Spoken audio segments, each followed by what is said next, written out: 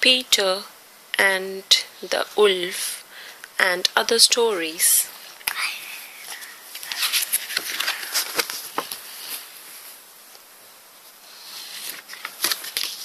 Peter and the Wolf. One morning, Peter opened the garden gate and walked into the large meadow in front of the house. There he saw his friend, the bird, sitting on the branch of a tree. "Good morning, my little friend," said Peter. The bird answered him with a lovely song. The bird left the tree and flew to the lake. A duck was swimming around in the lake. The bird and the duck began to quarrel. "What kind of bird are you?" called the bird from the air. "You can't even fly." "What kind of bird are you?" quacked the duck from the lake. "You can't even swim."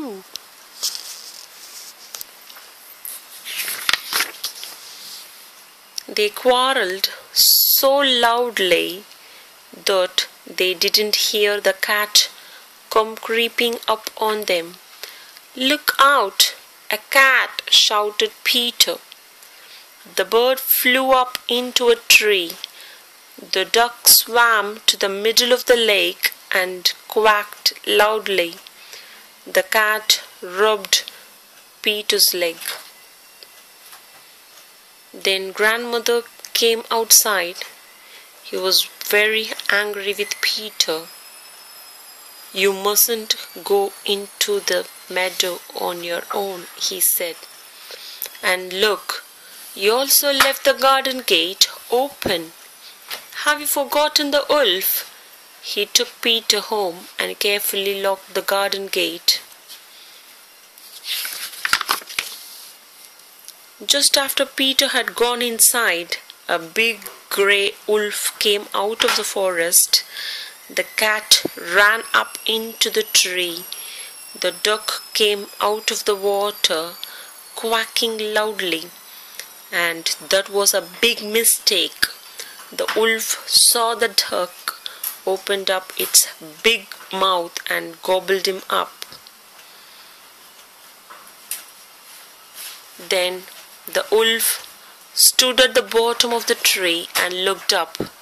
The bird sat on one branch, the cat on another. And what did Peter do? Peter went inside and fetched a long rope. He wasn't afraid at all. Peter said to the bird, "Fly around the wolf's head, but make sure he doesn't catch you." The bird flew round the wolf's head, and Peter quickly climbed into the tree. He made a loop in the rope and pulled hard. "I've got you," shouted Peter. 3 hunters walked through the wood. They saw the wolf's tracks. "Wolf!" they cried. They began to shoot all around them. "Why are you shooting?" asked Peter. The hunters were surprised to see that Peter had already caught the wolf.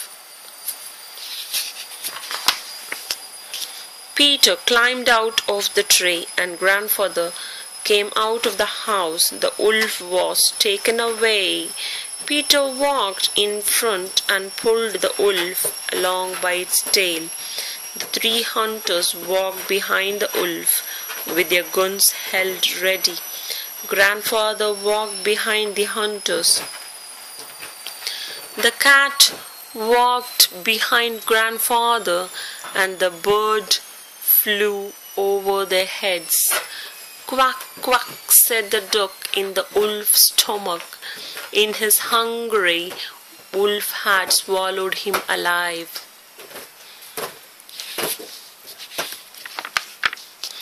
The Tiger and the Cat.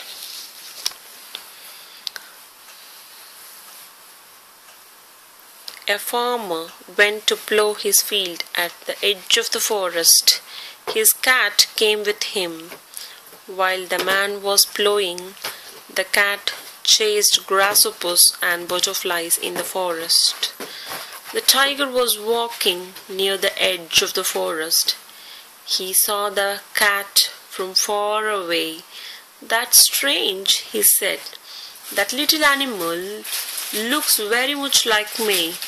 I must go and have a look." He walked up to the cat. "Hello, brother," said the tiger to the cat. "I can see that we belong to the same family, but why are you much smaller than me?" "Oh, my master, king of all the animals," said the cat, "you don't know how hard it is for us to live with a man." "Is someone treating you so badly?" asked the tiger. "Show me who it is and I will punish him." "Why have you treated my brother so badly that he hasn't grown up?" asked the tiger. "We must have a fight." "Fine," said the man, "but let me first go home to get my weapon. As soon as I'm back, the fight can begin." "I'm not afraid of your weapon," said the tiger. "I will wait for you here. Don't run away and let me walk home for nothing," said the man. "I think I should tie you to the tree until I come back." The tiger agreed, and the farmer tied him to the tree with a strong rope. The farmer went into the forest and cut a big club. He walked back to the tiger and said, "Here is my weapon." He beat the tiger as hard as he could. The tiger roared so loudly that the trees in the forest shook. The farmer beat the tiger black and blue. The farmer untied the tiger and chased him into the forest. "Mind your own business," he said to the tiger, "and whenever you feel like showing off, think of me." The tiger crept away with his tail between his legs. When the tiger crept past the cat, "Little brother, I think you must be very clever to have lived with that big bully and to have grown as big as you are." The cat smiled and said nothing. Two cats and one loaf.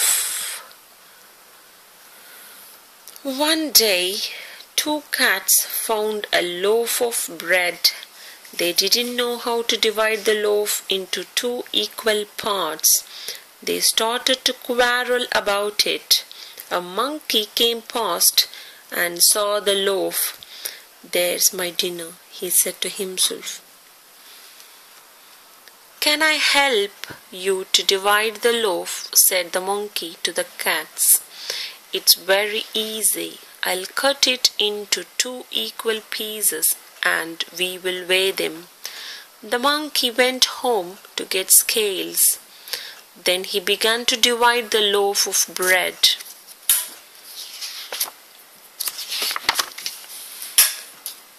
He broke the loaf into two pieces and put them on the scales.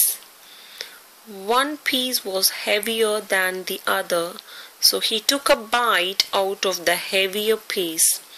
He bit off too much, and then the other piece was heavier.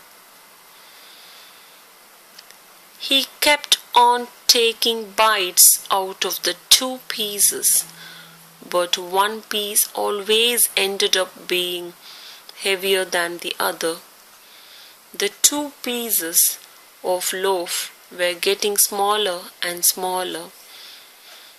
The cats were getting worried. Soon there would be nearly nothing left of the bread. "Give us back our bread," said the cats, "and we will divide it ourselves." "No," said the monkey, "these last pieces are my reward for the hard work I have done for you." He gobbled them up. The cats were sorry that they had quarrelled, and they were also very hungry. The end.